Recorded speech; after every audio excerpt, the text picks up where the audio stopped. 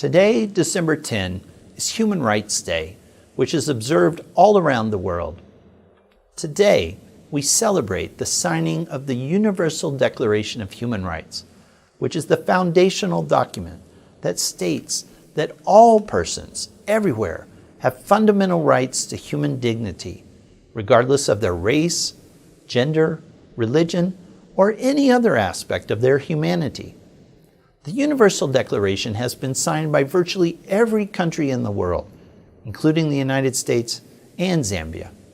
And thus, Americans and Zambians share a common heritage in the community of democracies committed to fundamental human freedoms.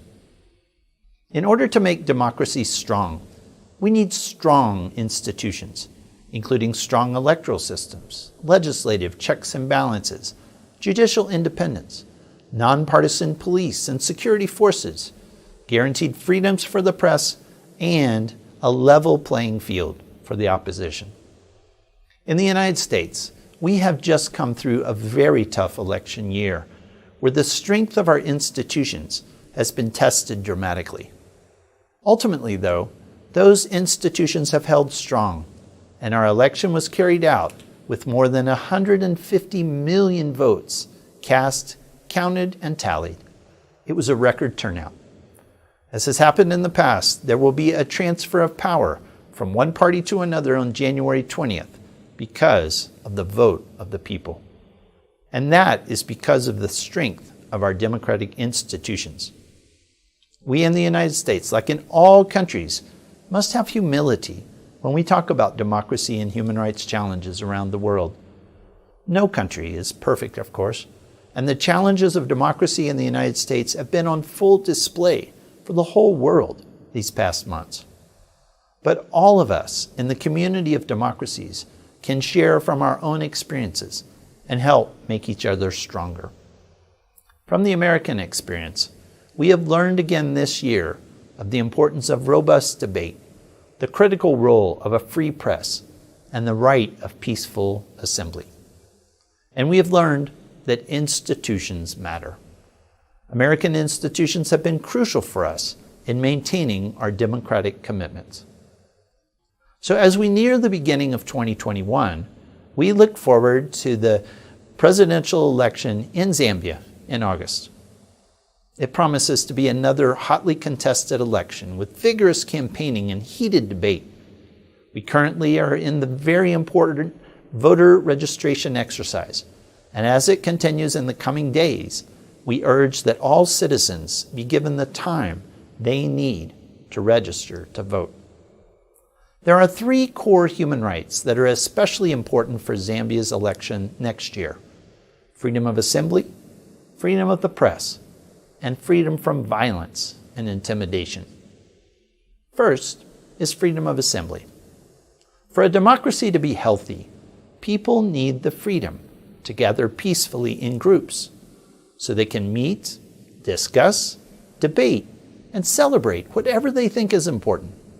This is the foundation of democracy.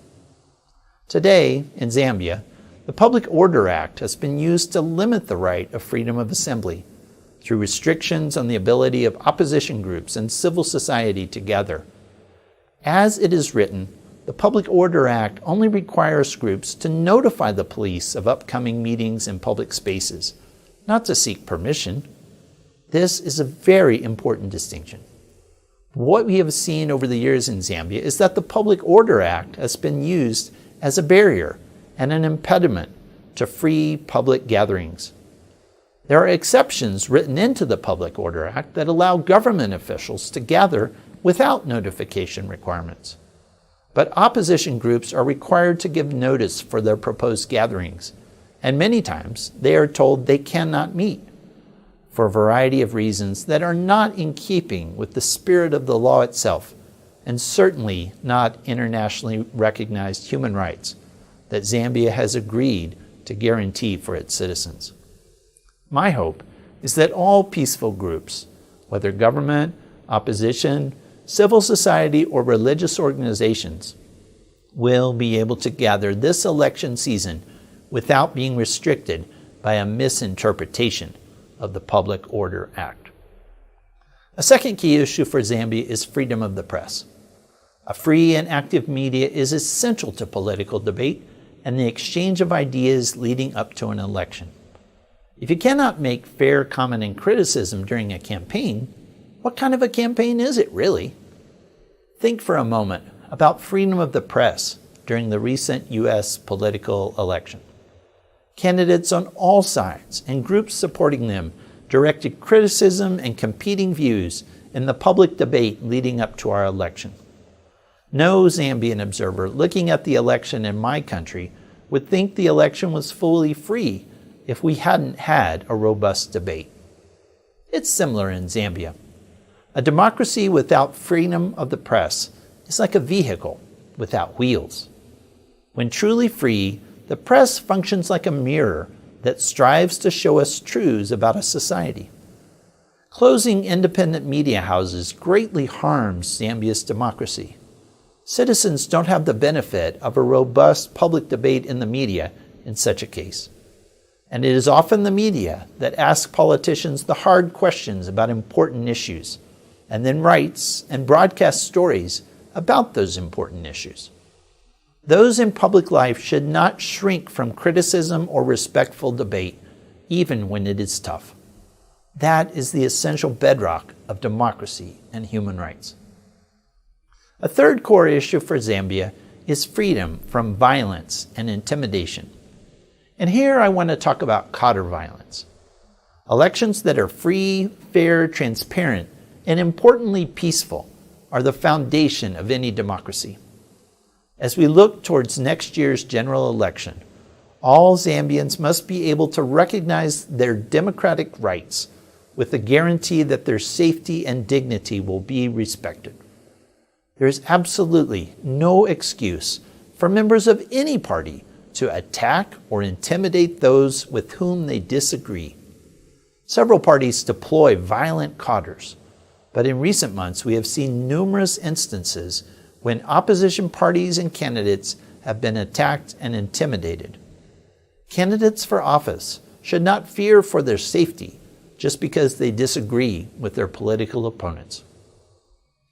In the United States, we know the high price of voter intimidation and voter suppression. Congressman John Lewis, who died this year, was one of our great American heroes because he dedicated his life to protecting and advancing voting rights as a private citizen and later as a U.S. Congressman. He and countless others in our civil rights movement were beaten and arrested in the 1960s when they peacefully protested and exercised their rights to vote.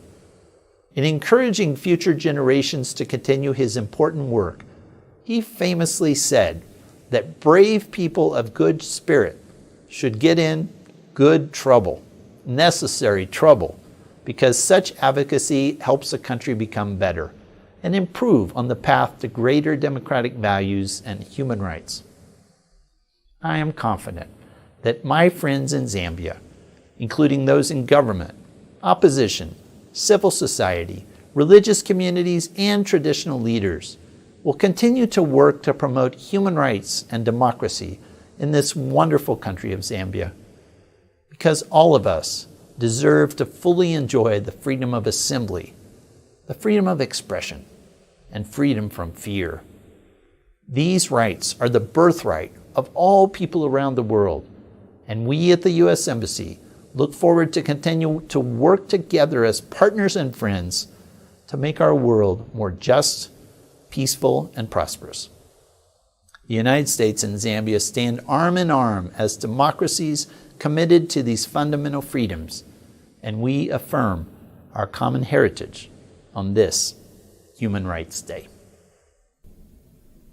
In order to discuss these issues further, I had the opportunity to sit down this week with two of Zambia's leading human rights activists. First, Linda Kasonde, a lawyer and human rights advocate who is executive director of Chapter 1 Foundation, and also Father Leonard Chiti, a Catholic priest who has long been involved in helping promote the welfare of the poor in Zambia. We discussed the three issues I mentioned in my remarks. freedom of assembly and the Public Order Act. Second, freedom of the press. And third, freedom from fear and intimidation and the challenge of counter violence. Linda and Leonard, I'd like to hear from you about how you see human rights in Zambia today. Well, I would say that democracy and human rights are inextricably linked, not just in Zambia, but all over the world.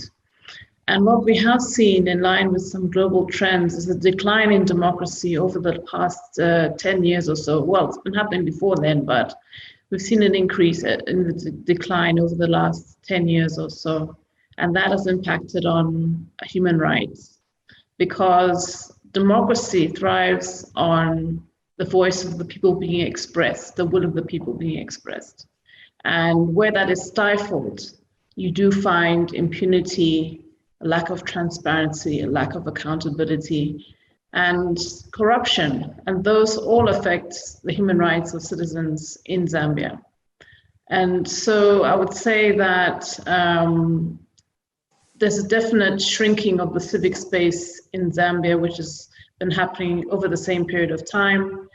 And people are fearful of expressing themselves without fear of reprisal, which is becoming a very worrying trend.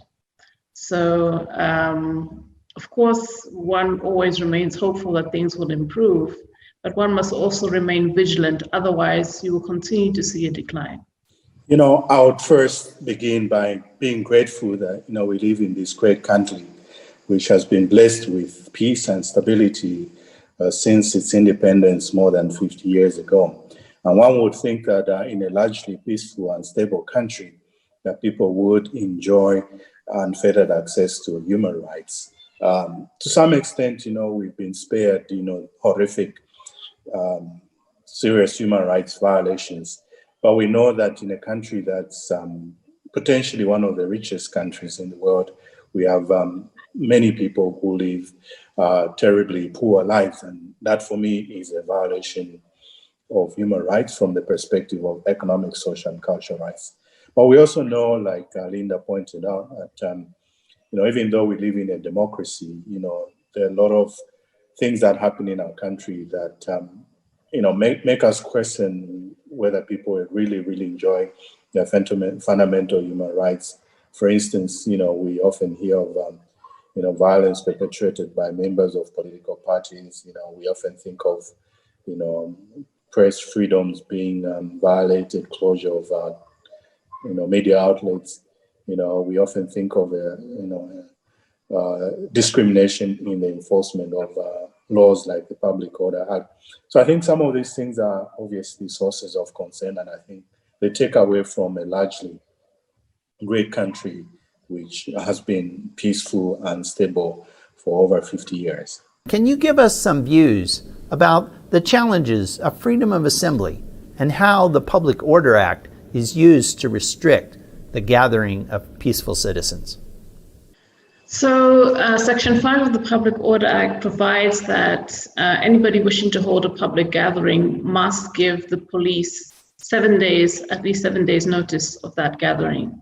And the purpose of that 7 days notice is to allow the police to organize themselves in order to provide enough safety and security to police the event so that it's orderly.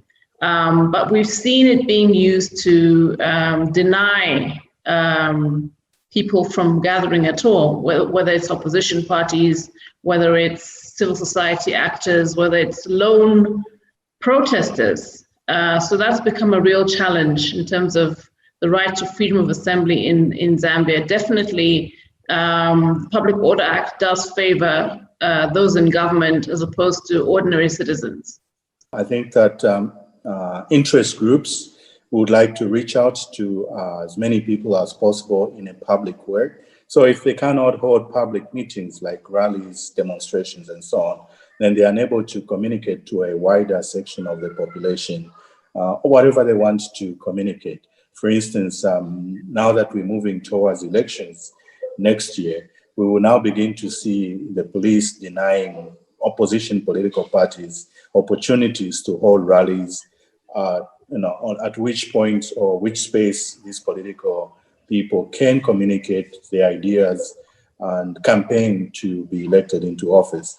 Similarly, you see the same thing happening to civil society groups who may not be partisan as far as political affairs are concerned, but because they may carry a message that's not very well received by the people in power, they may be denied opportunities to have those meetings.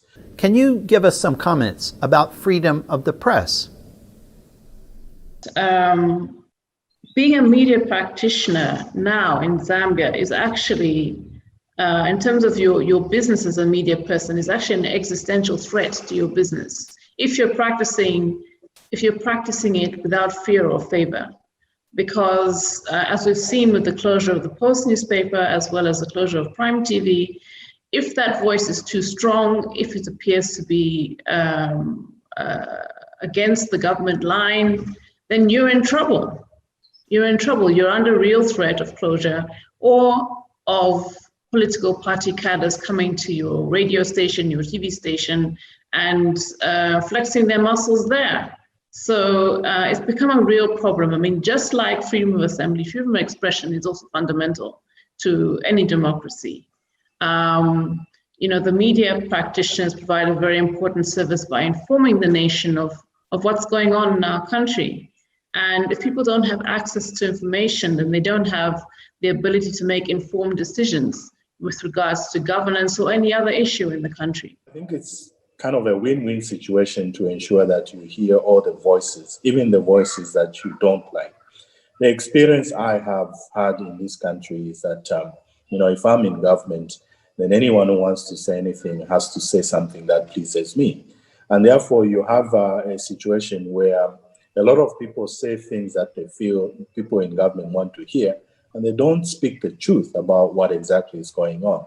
Therefore, freedom of expression is critical in terms of moving the government forward, in terms of building a fair and just society where everyone enjoys, the best that one can enjoy in terms of their livelihoods, their living standards, opportunities to progress and whatnot.